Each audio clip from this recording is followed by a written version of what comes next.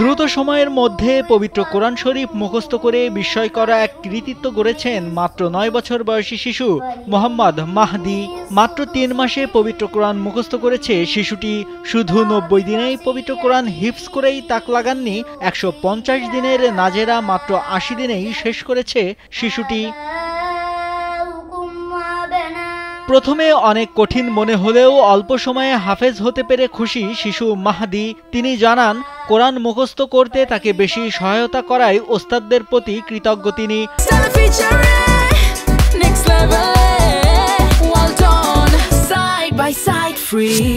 ভবিষ্যতে যেন বড় আলেম হতে পারে সেজন্য সবার দোয়া চেয়েছেন মাহদি। আমি ওস্তাদদের মেহনতে বাবা মার দোয়াই মাত্র ৯০ দিনে হাফেজ হয়েছি। আপনারা সকলেই আমার জন্য দোয়া করবেন, আমি যেন বড় হয়ে ভালো একজন আলেম হতে পারি। মাহদি ত্রিশাল পৌরসভার ৮ নম্বর ওয়ার্ডের মোহাম্মদ রাজীব আহমেদ ও শাপলা খাতুন দম্পতির দ্বিতীয় ছেলে। মাহাদির বাবা রাজীব আহমেদ জানান, তার বাবা মার স্বপ্ন ছিল তাকে আলেম বানাবেন, কিন্তু তিনি হতে পারেননি। ছেলে মাহদি কোরআনে হাফেজ হয়ে তার স্বপ্ন পূরণ করেছে। তিনি মাহাদির শিক্ষকদের প্রতিও কৃতজ্ঞতা প্রকাশ করেন। আমার অনেক ইচ্ছা ছিল যে আমি বড় মাপের একজন আলেম হব, কিন্তু আমি হইতে পারি নাই। কিন্তু তারপরও আমি আশা ছাড়ি নাই। আল্লাহ পাকের কাছে আমি একটা ছেলে সন্তান আশা করেছিলাম, আল্লাহ পাক সে আছে আমার পূর্ণ করেছেন। তা আমার ছেলে ৯০ দিনে এবং ৩ মাসে কোরআনের হাফেজ হয়েছেন। মাহদি ইলমুল কোরআন মাদ্রাসার হেফজ বিভাগের ছাত্র।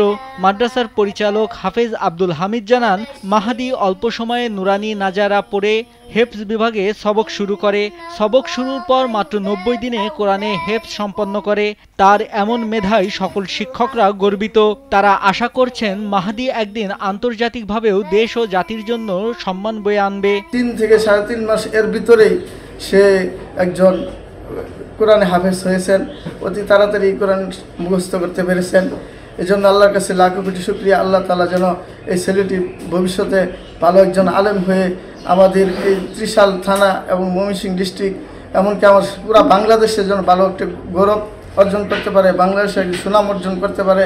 মাহদি ২০১৫ সালের ৫ অক্টোবর জন্মগ্রহণ করেন। বাবার স্বপ্ন পূরণে ইলমুল কোরআন আদর্শ মাদ্রাসায় ভর্তি করানো হয় তাকে। মাহদির 2 ভাই ও 1 বোন রয়েছে। মাহদির এমন সাফল্যে তার পরিবারের সবাই খুশি।